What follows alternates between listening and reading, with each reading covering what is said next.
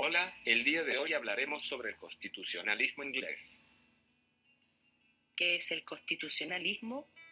El constitucionalismo nace como solución al ejercicio desmesurado y abusivo del poder que tenían los monarcas, y como respuesta social hacia eso nace la Carta Magna de 1215, aprobada en el reinado de Juan sin Tierra. Podría decirse que la Carta Magna o la Gran Carta fue la influencia primitiva más significativa en el extenso proceso histórico que condujo a la ley constitucional actual en el mundo de habla inglesa. En 1215, después de que el rey Juan sin Tierra violara un número de leyes y tradiciones antiguas, sus súbditos lo forzaron a firmar la Carta Magna, la cual enumera una serie de derechos.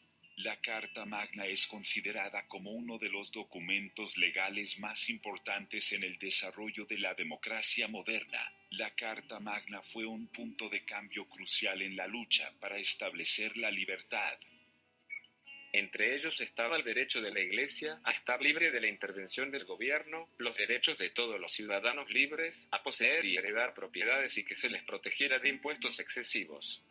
Estableció el derecho de las viudas que poseían propiedades para decidir no volver a casarse y establece principios de garantías legales e igualdad ante la ley.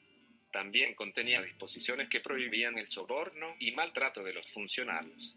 El siguiente hecho reconocido en el desarrollo de los derechos humanos fue la Petición del Derecho, elaborada en 1628 por el Parlamento inglés y enviada a Carlos I como una declaración de libertades civiles. La Petición del Derecho, iniciada por Edward Coke, se basó en estatutos y documentos oficiales anteriores y hace valer 4 principios. 1. No se podrá recaudar ningún impuesto sin el consentimiento del Parlamento. 2. No se puede encarcelar a ningún súbdito sin una causa probada, conocido como del derecho de habeas corpus, del latín, que tengas el cuerpo, derecho que determinaba un plazo límite para resolver si se arresta a un detenido. 3. A ningún soldado se le puede acuartelar con los ciudadanos. Y 4. No puede usarse la ley marcial en tiempos de paz. El comienzo de la República. La decapitación de Carlos I el 30 de enero de 1649 dio paso en mayo de ese mismo año a la creación de una república, la Commonwealth, con un gobierno formado por un Consejo de Estado de 41 miembros, el Rump Parliament, y con Oliver Cromwell al frente. Fueron meses de una cruda represión tanto en Irlanda como en Escocia, donde intervino la New Model Army, el ejército dirigido por Cromwell.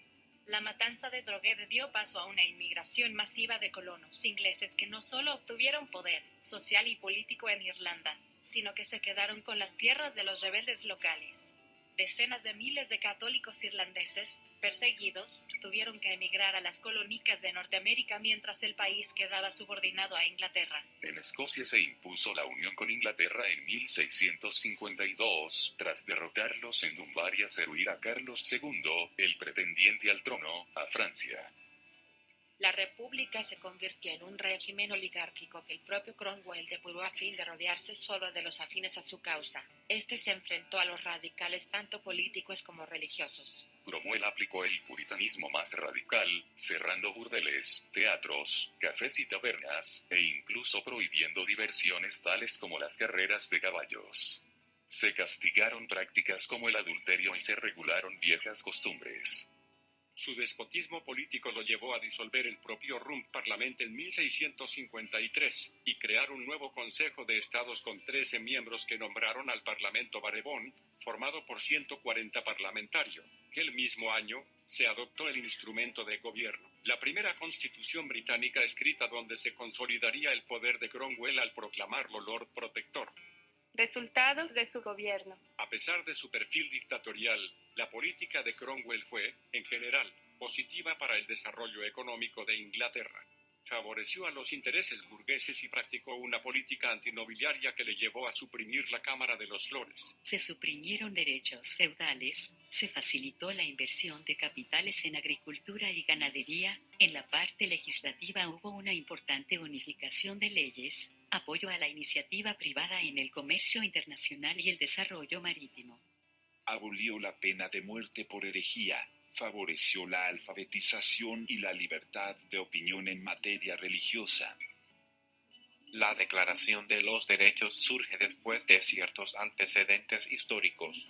1. En 1776, la Declaración de Independencia de los Estados Unidos, que proclamaba el derecho a la vida, la libertad y la búsqueda de la felicidad. 2. En 1789, la Declaración de los Derechos del Hombre y del Ciudadano, un documento de Francia que establecía que todos los ciudadanos son iguales ante la ley. Y 3. En 1948, la Declaración Universal de Derechos Humanos, el primer documento que proclama los 30 derechos a los que todo ser humano tiene derecho.